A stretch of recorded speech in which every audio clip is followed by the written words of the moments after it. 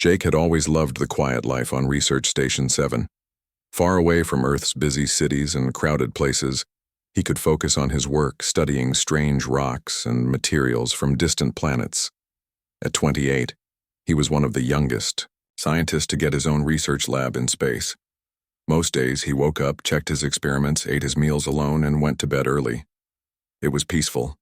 It was predictable, and Jake liked it that way. But everything changed on a Tuesday morning when alarms started screaming throughout the station. Jake jumped out of bed and ran to the main control room.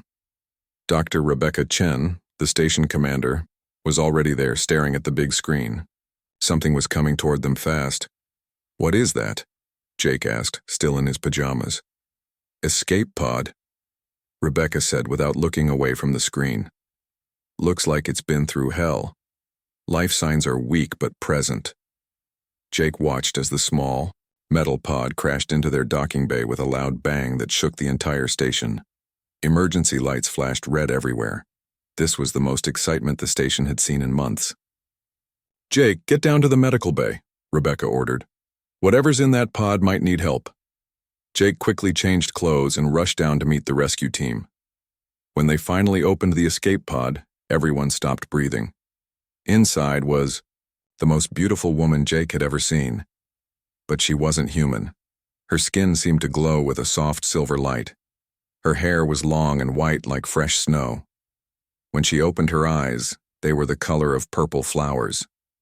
She was definitely alive, but barely. "Careful," Dr. Peterson, the medical officer, warned as they moved her to a bed. "We don't know anything about her biology." The woman looked around with scared eyes. She tried to speak, but the words sounded like music mixed with wind chimes. Nobody could understand her. "Run a full scan," Rebecca told Dr. Peterson. "Find out what we're dealing with." Hours passed. Jake couldn't focus on his work. He kept thinking about the mysterious woman. Finally, Rebecca called him to her office. "We have a problem," she said, looking tired. "The woman is dying." Jake sat down hard. "What do you mean?" "Dr. Peterson says her body is shutting down. Her cells are breaking apart. It's like she needs something we can't give her." Rebecca rubbed her temples. "But that's not our only problem." "What else?" "The station is full. Every room, every bed, every corner is occupied with our research teams. We can't give her a private room." Rebecca looked uncomfortable. "Jake, you're the only one with a single quarters. You're going to have to share your room with her." Jake's mouth fell open. "Share my room with an alien? Are you crazy? It's temporary, just until we figure out how to help her or until a transport ship can take her somewhere else." Jake wanted to argue, but one look at Rebecca's face told him this wasn't a discussion. It was an order. 2 hours later, Jake was helping carry the unconscious woman to his small room. She was lighter than he expected, and her skin felt warm even through the medical blankets. Dr. Peterson had set up a second bed and some basic medical equipment. "Keep an eye on her vital signs," Dr. Peterson instructed. "If anything changes, call me immediately." After everyone left, Jake sat on his bed and stared at his new roommate. She looked so peaceful lying there, but her skin was getting paler. The soft glow was fading like a dying light bulb. Around midnight, she woke up. Jake was at his desk, pretending to read scientific reports, but really just watching her. When her purple eyes opened and looked directly at him, his heart started beating faster. She sat up slowly and spoke in that musical language again. Jake shook his head to show he couldn't understand. She looked frustrated and pointed to herself. "Zara," she said clearly. It was the first word Jake understood. "Zara." Jake repeated, then pointed to himself. "Jake." She smiled, and for a moment her skin glowed a little brighter. Then her face changed to worry. She pointed to herself again, and made gestures that Jake couldn't figure out. She seemed to be trying to explain something important. Suddenly, Zara stood up from her bed. She walked toward Jake with unsteady steps. When she got close, she reached out her hand toward his face. Jake pulled back automatically. "What are you doing?" he asked. Even though she couldn't understand, Zara looked desperate. She pointed to her fading skin, then to Jake, then back to herself. She was trying to tell him something, but Jake was too scared and confused to understand. Then Zara collapsed. Jake caught her before she hit the floor. The moment his skin touched hers, something incredible happened. A warm feeling spread through his body like electricity, but gentle and pleasant. At the same time, images flashed through his mind. He saw a beautiful planet with crystal cities and floating gardens. He saw explosions and fire. He saw people running and screaming. He saw Zara crying as her world died around her. When the vision ended, Jake was on the floor holding Zara in his arms. Her skin was glowing bright again and she was breathing normally. But Jake felt dizzy and confused. Zara looked up at him with grateful eyes. She touched his face gently and spoke one word he somehow understood without translation. "Thank you." Jake helped her back to bed, his mind spinning with questions. What had just happened? What were those visions? And why did touching her make him feel so strange? As Zara fell asleep, her skin still glowing softly, Jake realized his quiet, predictable life was over. Whatever this woman needed from him, it was just the beginning of something he couldn't imagine. He sat back down at his desk and stared out the window at the stars. Somewhere out there was Zara's destroyed world. And now, she was here, in his room. Depending on him for something he didn't understand, Jake had always preferred being alone. But looking at Zara sleeping peacefully, he wondered if maybe, just maybe, being alone wasn't what he really wanted after all. The next few days were going to be very interesting. Jake woke up the next morning feeling like he had run a marathon. His whole body ached and his head was fuzzy. For a moment he forgot about Zara. Then he heard soft humming coming from across the room. Zara was sitting on her bed, looking much better than yesterday. Her skin had a healthy glow and her purple eyes were bright and alert. When she saw Jake wake up, she smiled and said something in her musical language.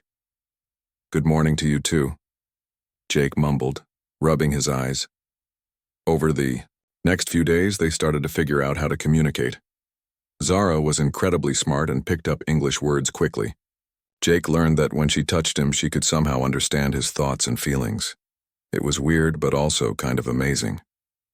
"Your world," Zara said slowly on the third day, pointing to a picture of Earth on Jake's desk. "Beautiful, like my home was." Jake saw sadness in her eyes when she talked about her planet. Through their strange connection, he had started to understand what happened. Her people lived in peace for thousands of years until another alien race attacked them. Zara was one of the few survivors. "I'm sorry about your home," Jake said gently. Zara nodded and touched his hand. Immediately, Jake felt her gratitude and also her fear. She was scared that her presence would bring danger to the station, but she was also grateful that Jake was helping her survive. Dr. Peterson visited every day to check on Zara's health. He was fascinated by her biology but couldn't figure out exactly what she needed to stay alive. "Her cellular structure is unlike anything I've ever seen," he told Jake privately.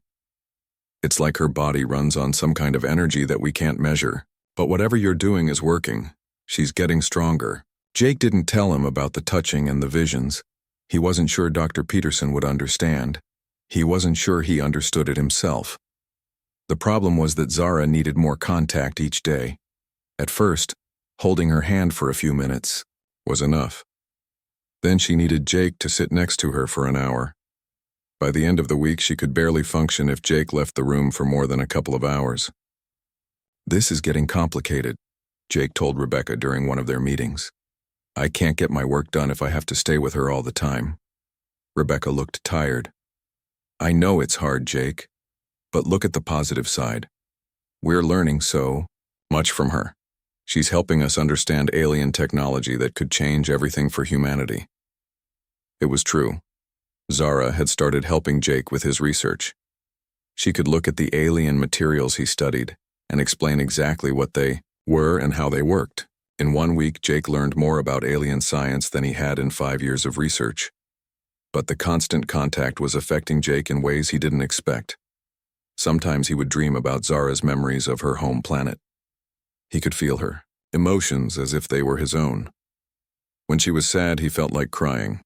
When she was happy, he felt joy bubbling up inside him. "Is this normal for your people?" Jake asked her one evening as they sat together on his bed, her hand in his. Zara concentrated, trying to find the right English words. "My people. We share life energy. With family, with close friends, but this..." She gestured between them. "This different. Stronger. Different how? Usually we choose. We decide when to share energy. But with you, it happens naturally, like breathing." Jake felt a flutter of worry in his stomach. "Does that mean we're stuck like this?" Zara looked uncertain. "I don't know. This never happened before." That night, Jake couldn't sleep. He kept thinking about what Zara had said. What, if they really were stuck together? What would that mean for his life, for his career, for his future? But when he looked at Zara sleeping peacefully next to him, her skin glowing softly in the dark, he realized something surprising. The idea of being stuck with her didn't scare him as much as it should have. Actually, it didn't scare him at all. The next morning brought new challenges. Commander Blake arrived on the morning transport, and everyone knew he was trouble. Blake was a military man who didn't trust aliens. He had come to investigate Zara and decide if she was a threat to the station. "I want to speak with the alien," Blake announced to Rebecca in the main conference room. Jake was there too, since he was now considered Zara's primary caretaker. "Her name is Zara," Jake said firmly. "And she's been nothing but helpful since she arrived." Blake looked at Jake with cold eyes. "Is that your professional opinion, Dr. Jake? Or have you gotten too close to your subject?" Jake felt his face turn red. "I'm just doing my job." "Your job is science, not babysitting aliens. I've read Dr. Peterson's reports. This creature requires constant physical contact to survive. That's not normal. It could be some kind of alien mind control." "That's ridiculous," Jake said, standing up. "Zara isn't controlling anyone." "Then you won't mind if we separate you two for a few days. Just to make sure you're thinking clearly." Jake's heart started racing. If they separated him from Zara, she could die, and honestly, he wasn't sure what would happen to him either. Over the past week, being connected to her had become as natural as breathing. "That's not happening," Jake said firmly. Blake smiled coldly. "I'm afraid you don't have a choice, Doctor." As Jake looked around the room at Rebecca's worried face and Blake's smug expression, he realized that his quiet life on the research station was about to become a lot more complicated. And this time, it wasn't just his own comfort at stake. Zara's life depended on him, and he wasn't going to let some paranoid military man destroy the first real connection he had ever felt with another being. The real test was just beginning. Jake spent the rest of the day trying to convince Rebecca not to let Blake separate him from Zara, but Rebecca was caught between following orders and protecting her crew.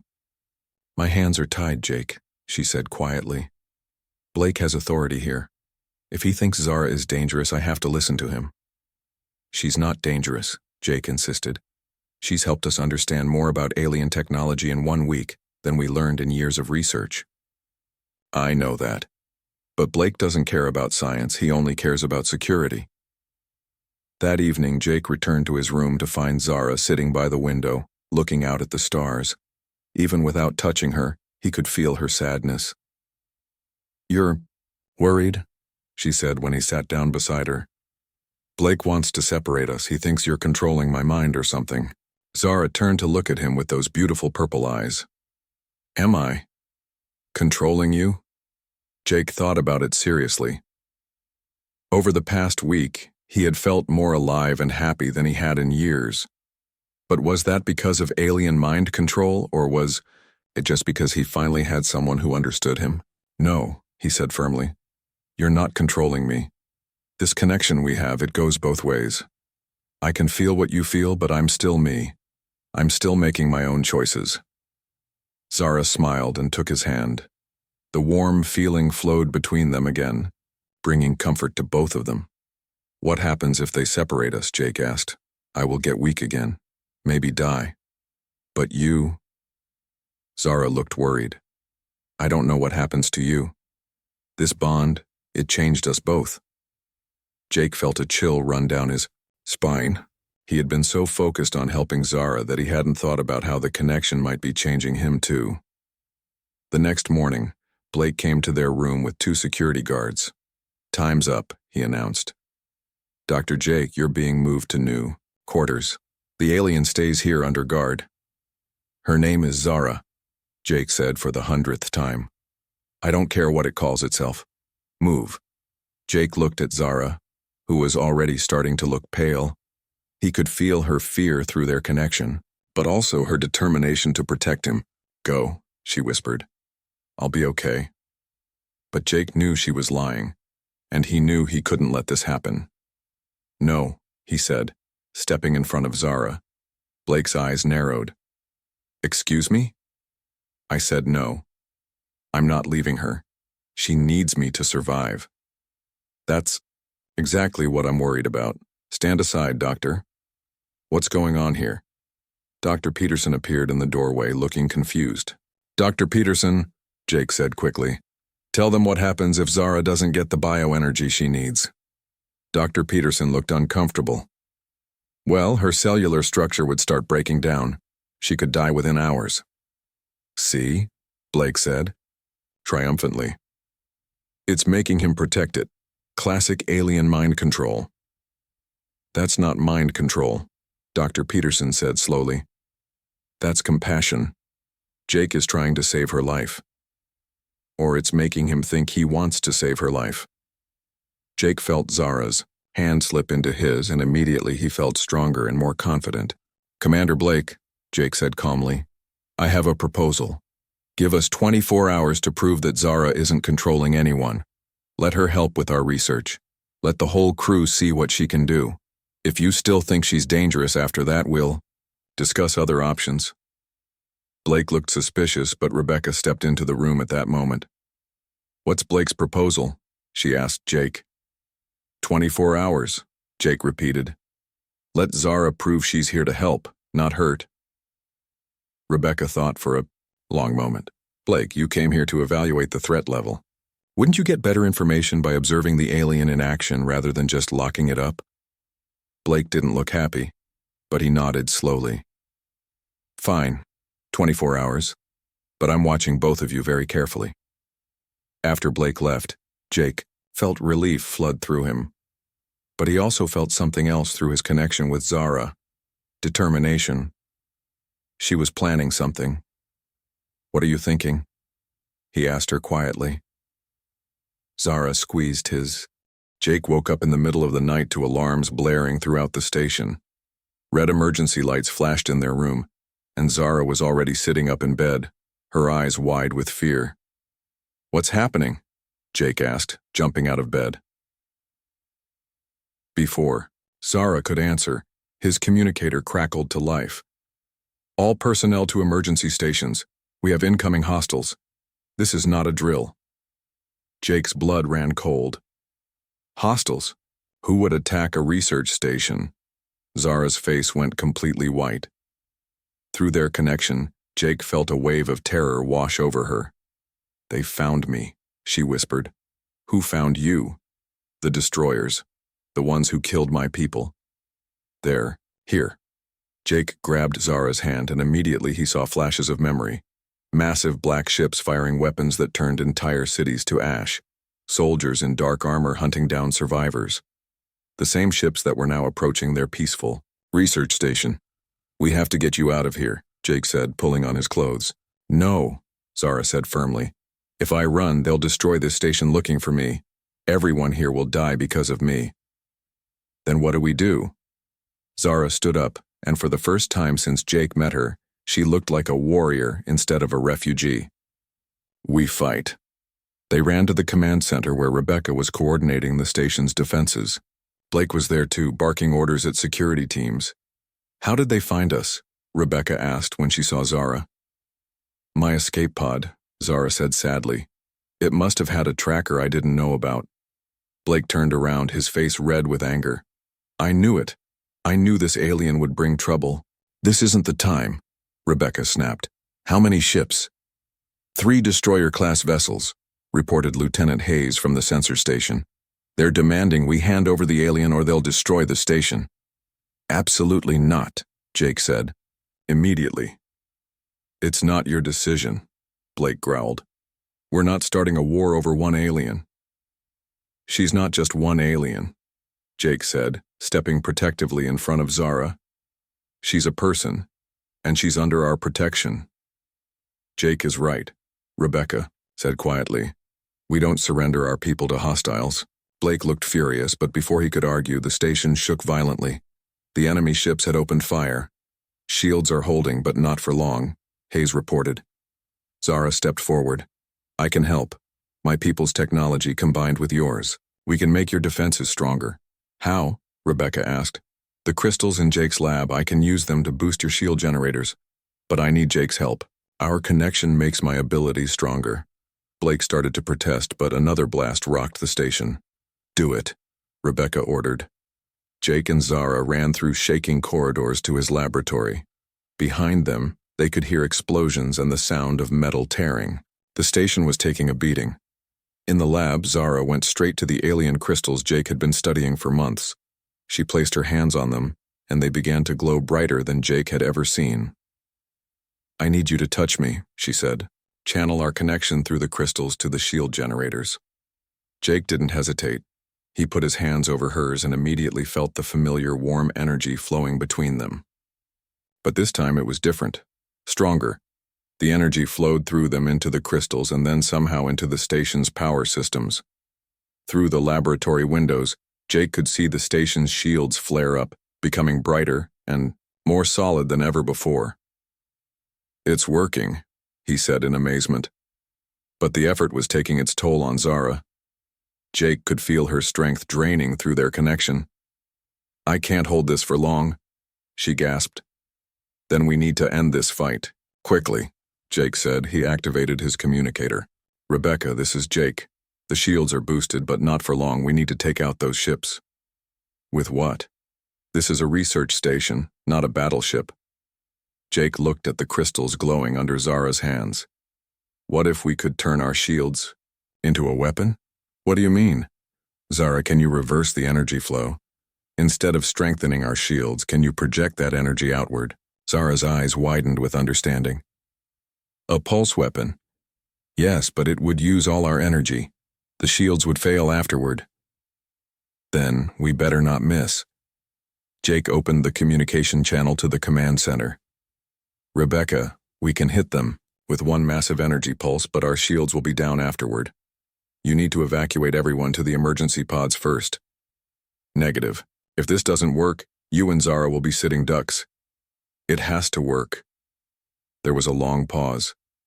Finally, Rebecca's voice came back, full of determination. Do it. Jake felt Zara's hands tremble under his. She was exhausted, but she nodded bravely. Together, she said. They both focused all their energy into the crystals. Jake felt like electricity was flowing through his entire body. The crystals blazed with light so bright he had to close his eyes. Then Zara screamed. The energy burst outward, from the station in a wave of pure light. Through the windows, Jake watched as it hit the 3 enemy ships. For a moment, nothing happened. Then all 3 ships simply stopped. Their lights went out. Their weapons powered down. They began drifting away from the station like dead metal boxes. But Zara collapsed. Jake caught her as she fell, and this time when he touched her, he felt almost nothing. The warm energy that had connected them was barely a whisper. Zara. Zara, stay with me. Her purple eyes fluttered open. Did it work? It worked. You saved everyone. She smiled weakly. Good.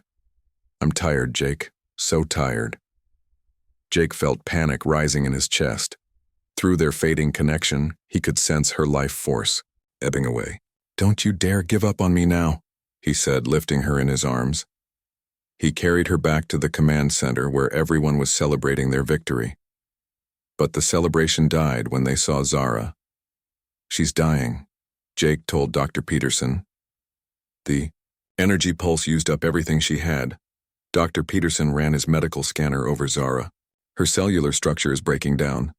I don't know how to stop it." Jake held Zara's hand, trying to share his own energy with her the way she had shared with him. But nothing happened. He was human. He didn't know how to give life energy.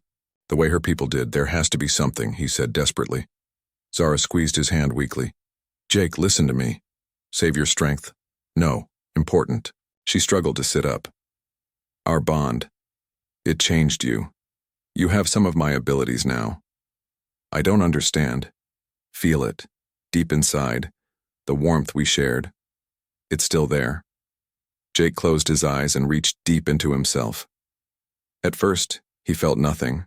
Then slowly he became aware of a warm spot in his chest. It was faint, but it was there. "I feel it.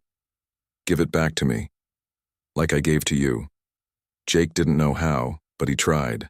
He imagined the warm feeling flowing from his chest, through his hands into Zara. At first, nothing happened. Then slowly, Zara's skin began to glow again. "It's working," Dr. Peterson said in amazement. Jake felt the energy flowing between them, but this time he was the one giving instead of receiving. It felt right. Natural.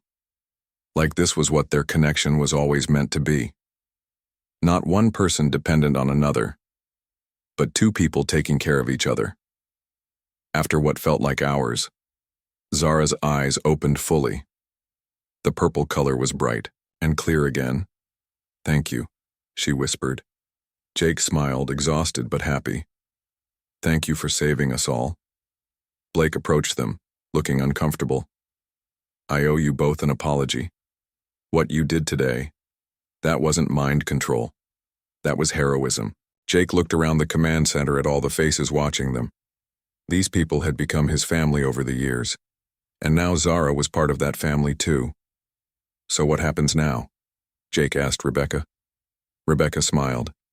"Now you both get some rest, and tomorrow we start planning our next research mission. I have a feeling we're going to need both a xenobiologist and an alien technology expert." As Jake helped Zara back to their room, he realized that his quiet, predictable life was gone forever. But he wasn't sad about it. For the first time in his life, he had found someone worth sharing everything with. Their bond had saved the station. More importantly, it had saved each other. 6 months later, Jake woke up in a much larger room aboard the research vessel, New Horizon. Through the porthole, he could see a beautiful blue and green planet they had never studied before. Next to him, Zara was already awake, looking out at the same view with excitement in her purple eyes. "Ready for another adventure?" she asked with a smile. Jake stretched and smiled back. "With you? Always." Their life had changed completely since that night when the destroyers attacked. Word of their successful defense had reached Earth's command, and within weeks Jake and Zara had been reassigned to the most exciting job either of them could imagine. They were now the galaxy's first human-alien exploration team. Their mission was simple in concept but incredible in practice: visit unexplored worlds, study alien civilizations, and help build peaceful relationships between different species. Their unique bond made them perfect for the job. Jake's scientific training combined with Zara's alien knowledge allowed them to understand things that no purely human or purely alien team could figure out. "The morning briefing starts in an hour," Zara said, getting up to look out the porthole. "Captain Wong wants to discuss today's landing mission." Jake joined her at the window. The planet below looked peaceful and inviting, with white clouds swirling over vast oceans and green continents. "Any idea what we'll find down there?" he asked. "The long-range scans show settlements, but no response to our communication.